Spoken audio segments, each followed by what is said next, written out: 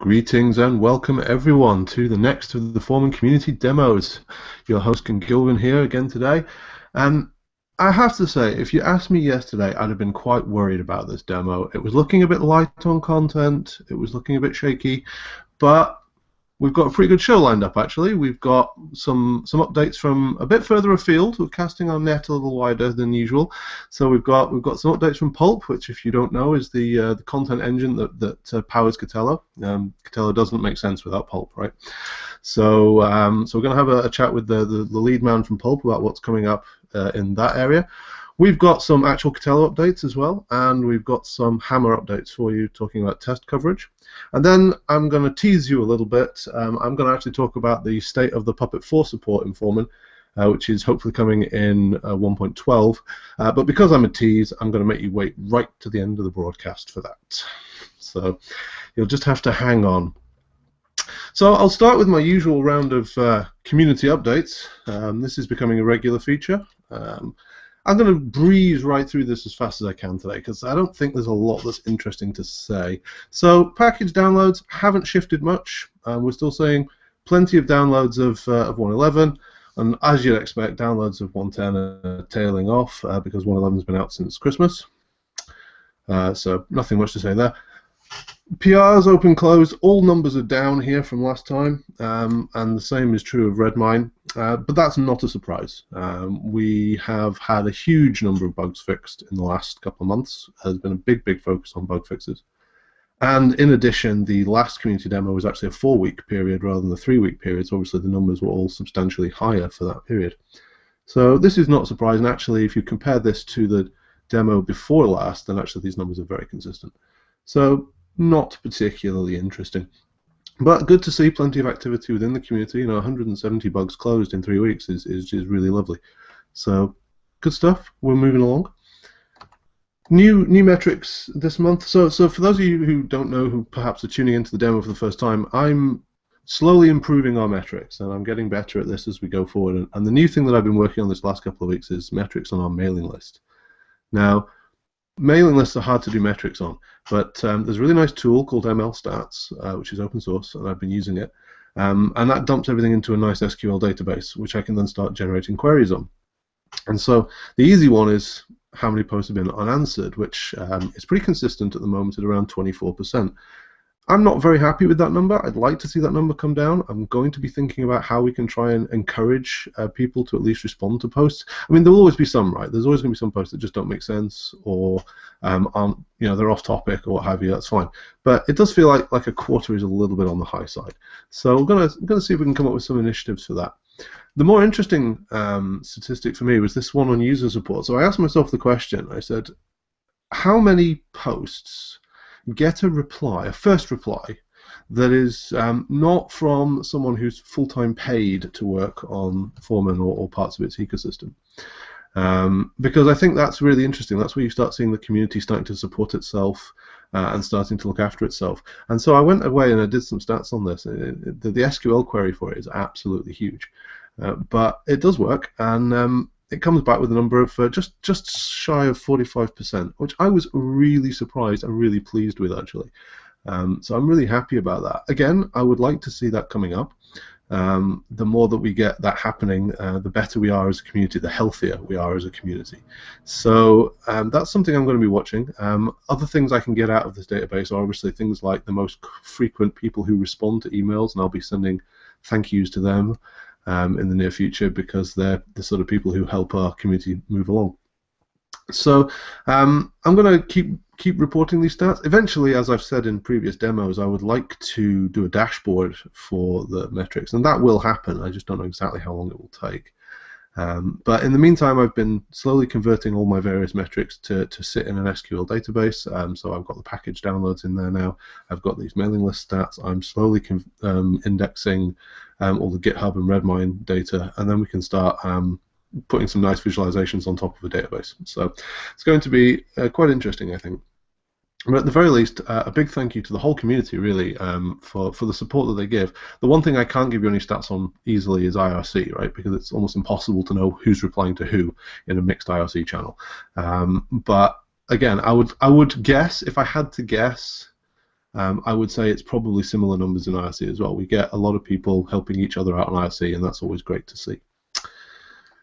So that's the metrics. The summary, we're still active, we're not going anywhere, it's all good. But it's still me for the next part, because breaking news, this very morning Dominic has pushed out the 1.11.2 release. And there's lots to be happy about in this. I'll just quickly page through, there are an absolute ton of bug fixes here. To all parts of the product, so do go and upgrade. There's lots to benefit from. There is one CVE here, which is an arbitrary remote code execution in the Smart Proxy TFTP API. So if you're doing bare metal or visualization that uses Pixie, if you've got a TFTP proxy, that's something you'll want to go and take care of. And this is an ancient bug. It actually affects all versions back to 0.2. So you do want to get that sorted. That's all I've really got to say about 1.11.2. It's out right now. Hopefully we'll see some stats for that in the next demo. But in the meantime, do go and get your upgrades in. And thanks to everyone who provided patches that went into that release. So enough whittering on from me. We're going to move on to our first presenter now, which is Michael. Michael, welcome to the community demo. I'm glad to have you. Thank you. Greetings, everyone. So I'm Michael Rivnak. I'm the team lead for Pulp. As Greg introduced, Pulp is the content engine that exists underneath Katello. We're the back-end service that moves repositories of content around, does syncing and publishing, makes all that available. So I'll just give you a few highlights of what we've been working on and what's going to be showing up in our upcoming releases. The first interesting point of news is that our existing release, Pulp 2.8, is going to be part of Fedora 24, part of the actual distribution release for the first time. So that's a really big step that we're very excited about in terms of making Pulp more accessible to more people much more easily. Looking to Pulp 2.9, which is what we're working on right now and hoping to release later in the summer, Python wheel support is one of the big new areas that we've bitten off. So we have basic support for managing Python packages in repositories already in Pulp, but we only support source distributions of Python packages. So adding wheel support really is the other big missing piece to make that fully useful and a fully mature solution for managing Python content. We also vastly improved our implementation of the Python package index API so that we have a unified API both coming in and getting content into Pulp and content then coming back out of Pulp. So we're really looking forward to that. We have quite a user base that's interested in using that to manage the Python content. A couple improvements, optimization type of improvements are happening in Pulp RPM. This is our plugin that supports Yum repositories, of course. In the case where you're doing a publish of a repository and nothing has changed, we're now making that fully officially a no-op task. Where in the past we still did a little bit of processing and chewing, we've added some improved logic to detect that really nothing has changed in the config or in the content, so we're just going to outright skip this publish, even though you asked us to do a publish. So we should see some performance benefits trickle down into your experience with Katello as well there. We've added a couple things to make that whole publish process more robust. Details probably aren't real important. But one other feature that's been really valuable to a handful of users in particular is the ability to publish with different checksum types. In particular, this helps you support older platforms, for example, RHEL 5, where in some cases when you're kickstarting a repository, it really requires the use of an older checksum type because, for example, SHA-256 was not available in the base image. So that's going to be a big improvement. That's certainly going to help our release engineering team for sure, and I think quite a few users. The last thing I'll point out about 2.9 is that we're doing a big documentation overhaul. We have quite a bit of documentation now. We also have a website, pulpproject.org. You can go look at and find our documentation from there. But it's a bit loosely coupled, trying to unify it into a more natural experience. So we'll have a more centralized place that we can help guide users, especially through those first critical steps, trying to get started. Okay, so all of that I've talked about should appear presumably in Katello 3.2, if all goes well. And I'll just quickly move on to a couple highlights of what we're doing for Pulp 3.0. The big news there is we're moving our database from MongoDB to Postgres. This has been a long time coming. I think everybody's going to be really thrilled to see that change happen. There'll be some obvious benefits for running the Katello stack that will be able to eliminate an entire database management system from the stack. It'd be nice. We're excited about all the guarantees that a relational database give us. But as part of this, we're also having to redesign our entire REST API.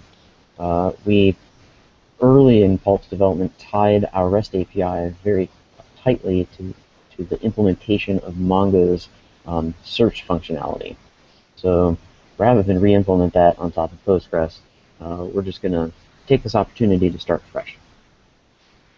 We're discussing all of these things on our public email list. If any of this sounds of interest to you, I'd encourage you to join us there. That's pulp-list@redhat.com. You can find information about how to sign up for that list on our website. Again, that's pulpproject.org. And you can join that conversation about developing Pulp 3.0 and a lot of the design decisions that we're working on now. So Greg, that's all I have to talk about this morning, unless there are any questions.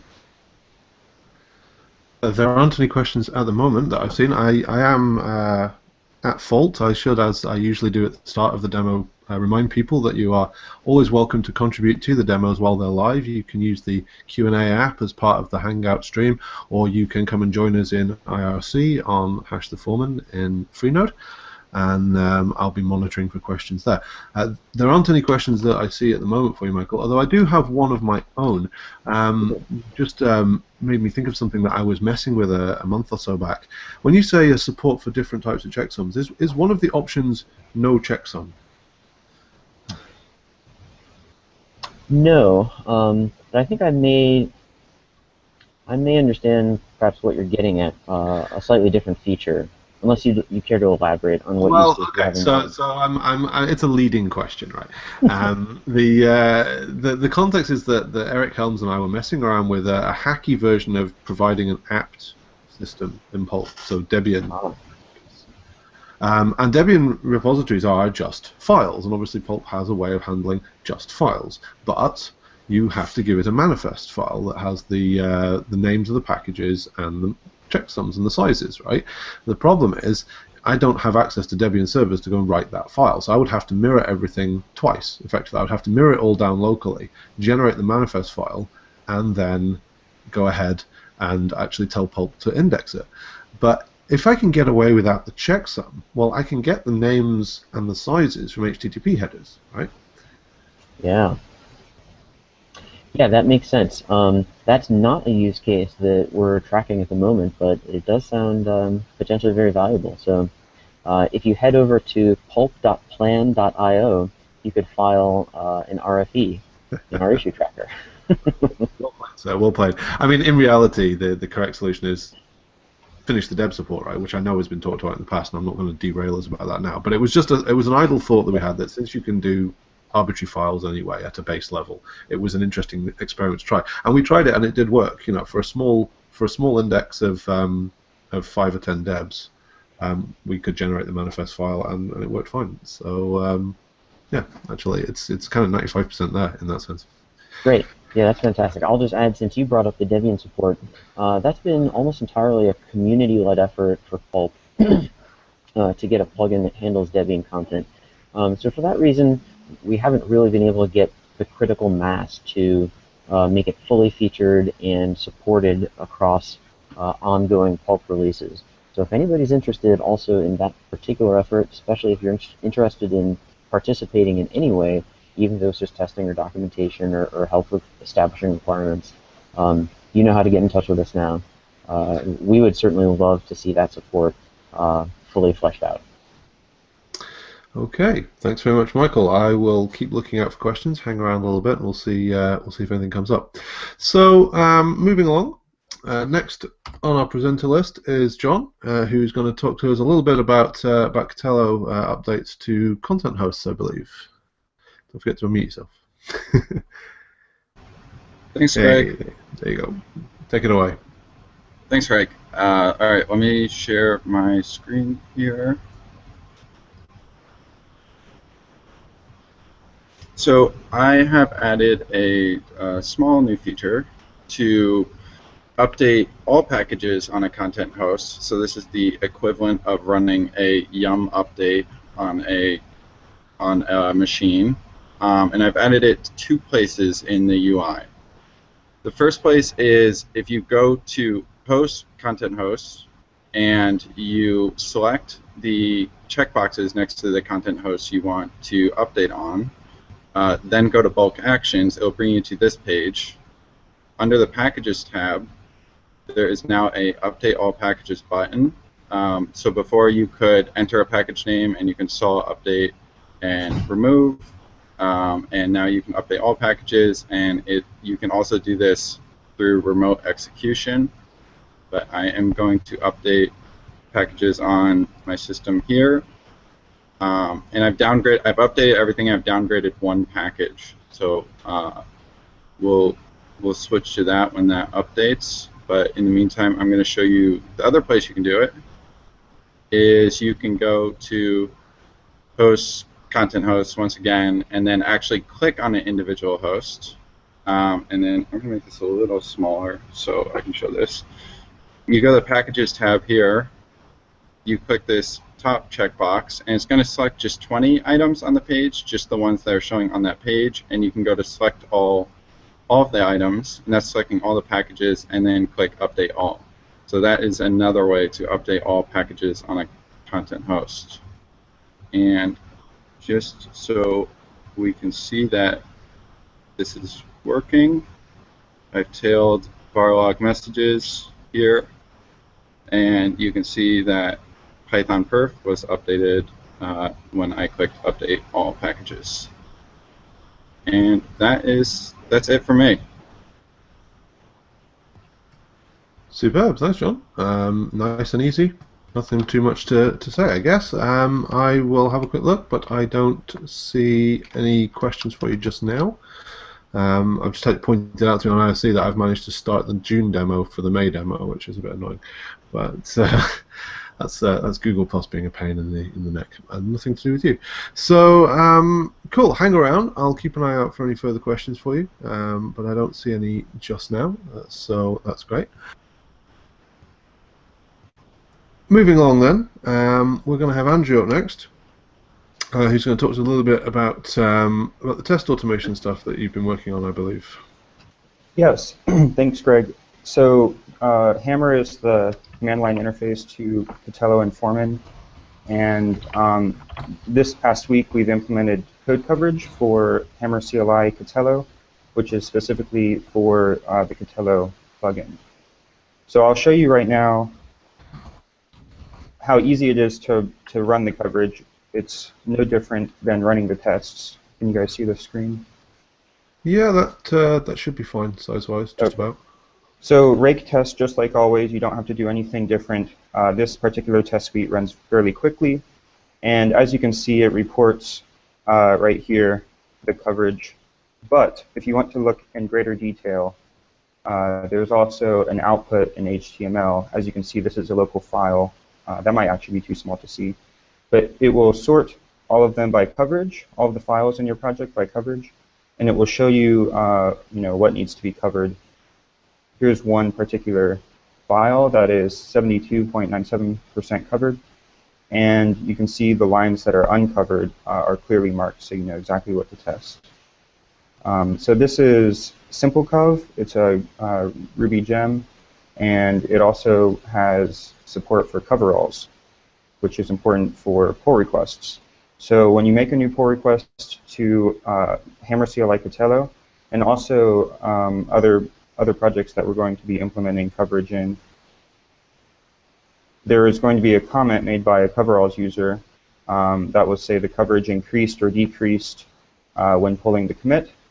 And this is one of our checks now. So if the coverage is actually lower than a threshold, depending on the project, your build will fail, and you'll need to add tests for the code that you're adding.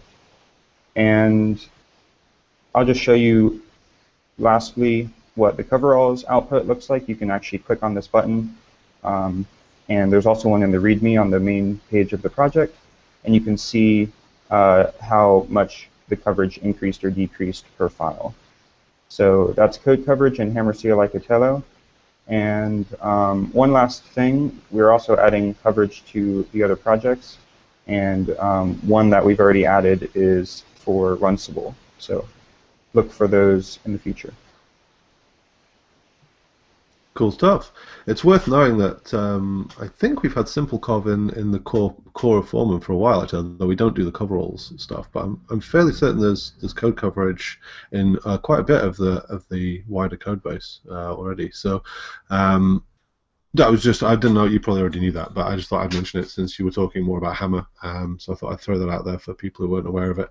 Yeah, SimpleCov is nice. I quite like it. It's well, it's the clue's in the name, right? It's very simple. It gets the job done, and you can go and have a see what you're covering and what you're not. So I don't see any questions for you just now. So so that's great. Thanks very much. So I'm going to do a couple of sessions now. So firstly, last time we started a new section on user submissions. This aim of this is if you are doing things in the Foreman community, you would like people to know about them, but you haven't had the time to come on the demo yourself. Maybe it clashes with something, or you're in a different time zone, or you're at work, or what have you. Then let me know, and I will happily present them for you. And this time we've got a guy called Matt Nicholson, SJoBoo on Twitter, who has been very busy. Oh, I've just been told by Toma that we actually got rid of SimpleCov in the core project because basically we just didn't care, which is fair enough.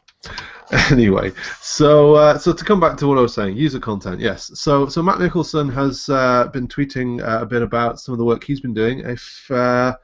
If you've been following the Smart Proxy, you'll know that we've been making it a lot more pluggable on the back end. Dimitri's been doing a ton of work. We've had a couple of deep dives about it. And Matt Nicholson's taken advantage of that. He's provided 2 new plugins. So there is a Smart Proxy DHCP Infoblox and a DNS Infoblox plugin for the Smart Proxy now. There's not much more to say than that. If you are using Infoblox and you weren't aware of this, then do go and check it out. So it's extending our backends, which is lovely because now the proxy can now support obviously bind, which we've always had, but also Route 53, Power DNS, Infoblox. So this is looking lovely. Go and check it out. Let him know how you find it. I'm hoping to get him on a deep dive or a case study in the near future to talk a bit about how he went about doing this and what tips he can give to other people looking to extend the proxy. So I think that'll be quite interesting. So moving on, the bit you've probably been waiting for in a lot of cases. I did tease this at the beginning. The Puppet 4 support update. So as of yesterday, the last major piece of the work needed for Puppet 4 went into nightly. I have done a test of it this morning. There are a few niggles in the installer. There are, I believe, PRs already open to fix them. But in large part, it's now working, and I will show you. So here I have, I'm going to make this bigger because I should have done this earlier, but never mind. Let's bring this up to size 22. That should be enough, I think. So here I have, this is an Ubuntu box, just because that's what I happen to have handy, and you can see that all I've done is run Foreman installer, no options, no specials, nothing particularly complex, basic install, which has succeeded. But that doesn't tell you a lot unless you have a quick look at what's going on. So if I look at process list, you can see that the Puppet Master is indeed the Java Puppet Master that comes with Puppet 4. If I do if I log back into said machine, here we go. Then depackage myself like Puppet.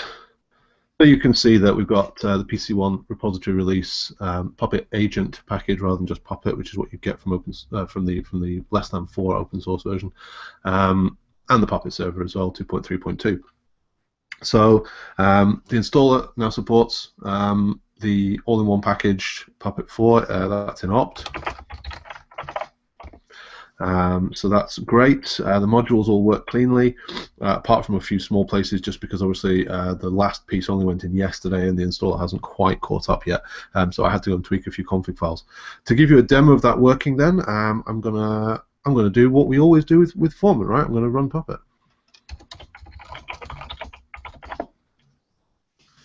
So what the demo I'm going to run is the one that everybody does, right? So I'm going to run Puppet. I'm going to show that it's showed up in Foreman. I'm going to assign a class to it, and I'm going to prove that it works. So usual thing as you'd expect, the node is not currently in Foreman, so we get this error message at the beginning. I'm going to install a module.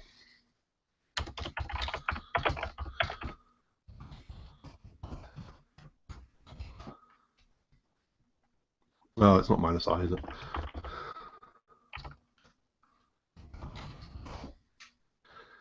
So we'll just do the standard NTP, and you can see that's gone into etc Puppet Labs code environment production, so this is definitely a Puppet 4 setup. I'm going to switch to my UI, and if we just quickly refresh,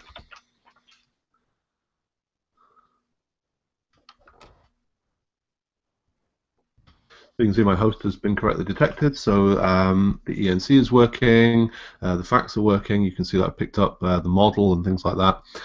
So fact upload is working as you'd expect. Let's do a class import. So this obviously needs to be detecting that we've just added the NTP module. So yeah, there we go. We can see NTP and its subclasses. So we'll go and assign that to our host.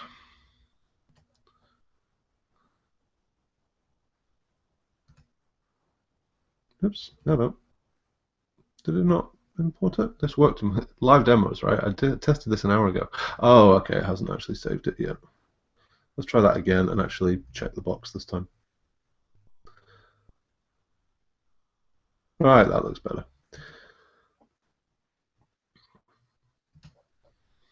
I know I should zoom in really on this form, but it's not particularly important what I'm clicking on, merely that you see that it works. So check our YAML.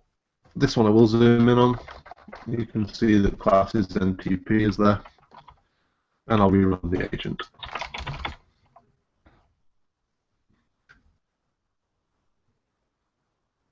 So obviously we don't get the error because the host is in Foreman now. Hello. Did I not clean up? Right, so I forgot to stop NTP right when I do my test before the cast.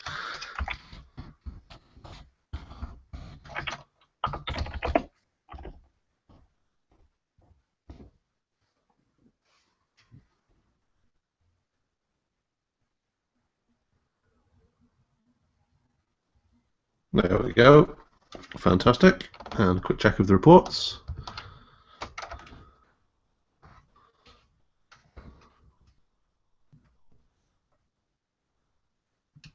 Here we are. Less than 1 minute ago, applied 1. So there you have it. Puppet 4 support, pretty much all there. This is a brand new VM. It's never seen Puppet 3 in its life. It's all clean. It works. So there's a huge amount of work gone into this. Huge credit to Dominic, to Marek, to Dimitri, and a heap of other people. Those are the ones off the top of my head. I'm no doubt forgetting someone who's very important to the whole process. My apologies.